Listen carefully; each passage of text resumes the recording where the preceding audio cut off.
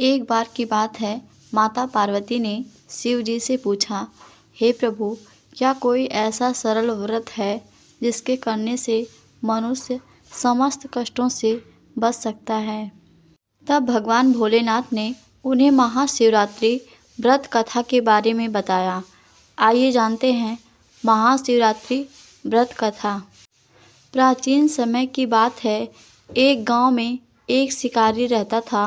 वह पशुओं को मारकर अपने परिवार का भरण पोषण करता था, लेकिन फिर भी धन की कमी होने के कारण उसे एक साहूकार से कर्ज लेना पड़ा, लेकिन उसका कर्ज समय पर चुका न सका, जिसके कारण गुस्से में आकर साहूकार ने शिकारी को पकड़वाकर शिव मठ में बंदी बना लिया।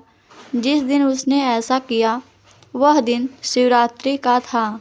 साहूकार के घर पर शिवरात्रि की पूजा हो रही थी। शिकारी ध्यान मग्न होकर शिव की धार्मिक बातें सुनता रहा। चतुर्दशी तिथि पर उसने शिवरात्रि की कथा भी सुनी। शाम होते ही साहूकार ने शिकारी को बुलाया और ऋण चुकाने के बारे में बात की। शिकारी ने अगले दिन पूरा ऋण लौटाने का वचन देकर खुद को उसके बंधक से छुड़ा लिया।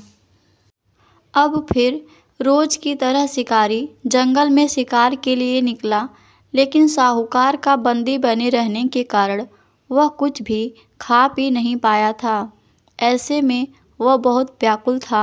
शिकार करने के लिए वह एक तालाब के किनारे खड़े बेलपत्र के पेड़ पर अपने लिए पड़ाव बनाने लगा। उस पेड़ के नीचे शिवलिंग था, जो बेलपत्रों से ढका हुआ था। शिकारी को उस शिवलिंग के बारे में पता नहीं था। अपने पड़ाव को बनाते समय उसने टहनियाँ तोड़ी और वे संयोग से शिवलिंग पर गिरीं। इस प्रकार पूरे दिन भूखे प्यासे शिकारी का व्रत भी हो गया। रात का एक पहर बीतने के बाद एक गर्भिणी हिरनी तालाब पर पानी पीने के लिए पहुंची। शिकारी ने धनुष पर तीर चढ़ाकर जैसे ही प्रत्यंचा खींची, हिरनी बोली, मैं गर्भ से हूँ, शीघ्र ही मुझे प्रसव होगा। तुम एक साथ दो जीवों की हत्या करोगे, जो ठीक नहीं। उसने शिकारी से कहा कि मैं अपने बच्चे को जन्म देकर जल्द ही तुम्हारे सामने प्रस्तुत हो जाऊंगी, तब तुम मेरे प्राण हर लेना। ऐसा सुनते ही शिकारी ने प्रत्यंचा ढीली कर दी और हिरनी झाड़ियों में चली गई। प्रत्यंचा चढ़ाने तथा ढीली करने के वक्त संयोग से कुछ और बेलपत्र अनायास ही टूटकर शिवलिंग पर गिर गए। इस प्रकार उससे अनायास में ही प्रथम पहर का पूजन संपन्न हो गया। कुछ ही देर बाद एक दूसरी हिरनी वहां से निकली। शिकारी की खुशी का ठिकाना न रहा। शिकार को देखते ही उसने धनुष पर बाण फिर से चढ़ाया। तब उसे देख हिरनी ने विनम्रतापूर्वक निवेदन किया, हे पारधी, मैं थोड़ी देर पहले ही ऋतु से निवृत्त हुई हूँ। कामातुर गृहिणी हूँ, अपने प्रिय की खोज में भटक रही हूँ। मैं अपने पति से मिलकर शीघ्र ही तुम्हारे पास आ जाऊंगी। शिकारी ने उस हिरनी को भी जाने दिया। 2 बार शिकार खोकर वह चिंता में पड़ गया। रात्रि का आखिरी पहर भी बीत रहा था। इस बार भी उसके धनुष से लगकर कुछ बेलपत्र फिर से शिवलिंग पर जा गिरे तथा दूसरे पहर की पूजा भी संपन्न हो गई। तभी एक हिरनी अपने बच्चों के साथ उधर से निकली। शिकारी ने फिर से धनुष पर तीर चढ़ाया और जैसे ही वह तीर छोड़ने ही वाला था कि हिरनी बोली, हे शिकारी, मैं इन बच्चों को इनके पिता के हवाले करके लौट आऊंगी। इस समय मुझे मत मारो। शिकारी हंसा और उसने कहा कि सामने आए शिकार को छोड़ दूं। मैं ऐसा मूर्ख नहीं। इससे पहले मैं 2 बार अपना शिकार खो चुका हूँ। मेरे बच्चे भूखे प्यासे होंगे।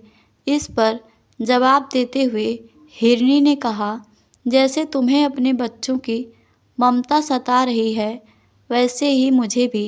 हे शिकारी, मेरा भरोसा करो, मैं इन्हें इनके पिता के पास छोड़कर वापस लौटने का वचन देती हूँ। हिरनी का दीन स्वर सुनकर शिकारी को उस पर दया आ गई। उसने उस हिरनी को भी जाने दिया। शिकार के अभाव में भूख प्यास से व्याकुल शिकारी अनजाने में ही बेल वृक्ष पर बैठा बेल पत्र तोड़ तोड़कर नीचे फेंकता जा रहा था। पाँव फटने की हुई तो उसने एक हष्ट पुष्ट हिरन उसी रास्ते पर देखा। शिकारी ने सोच लिया कि इसका शिकार तो वह अवश्य करेगा। शिकारी ने जैसे ही धनुष पर बाढ़ चढ़ाई, यह देखकर हिरन बोला, हे शिकारी, यदि तुमने मुझसे पूर्व आने वाली 3 हिरनियाँ तथा उसके बच्चों को मार डाला है, तो मुझे भी मारने में देरी न करो, ताकि मुझे उनके वियोग में एक क्षण भी दुख न सहना पड़े, क्योंकि मैं उन हिरनियों का पति हूँ। यदि तुमने उन्हें जीवन दान दिया है, तो मुझे भी कुछ क्षण का जीवन दान दे दो। मैं उनसे मिलकर तुम्हारे समक्ष उपस्थित हो जाऊंगा। हिरन की बात सुनते ही शिकारी के सामने पूरी रात का घटना चक्र घूम गया। उसने सारी कथा हिरन को सुनाई। तब हिरन ने कहा, मेरी पत्नियां जिस प्रकार प्रतिज्ञाबद्ध होकर गई हैं, मेरी मृत्यु से पहले अपने धर्म का पालन नहीं कर पाएंगी। अतः जैसे तुमने उन्हें विश्वास पात्र मानकर छोड़ा है, वैसे ही मुझे भी जाने दो। मैं उन सबके साथ तुम्हारे सामने उपस्थित हो जाऊंगा। शिकारी ने उसे भी जाने दिया। इस प्रकार सुबह हो गई।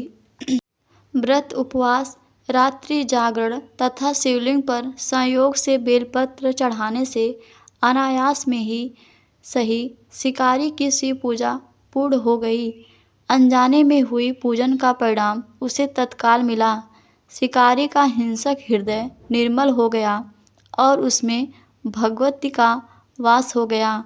थोड़ी ही देर बाद हिरन अपने परिवार के साथ शिकार के लिए उपस्थित हो गया, ताकि वह उनका शिकार कर सके।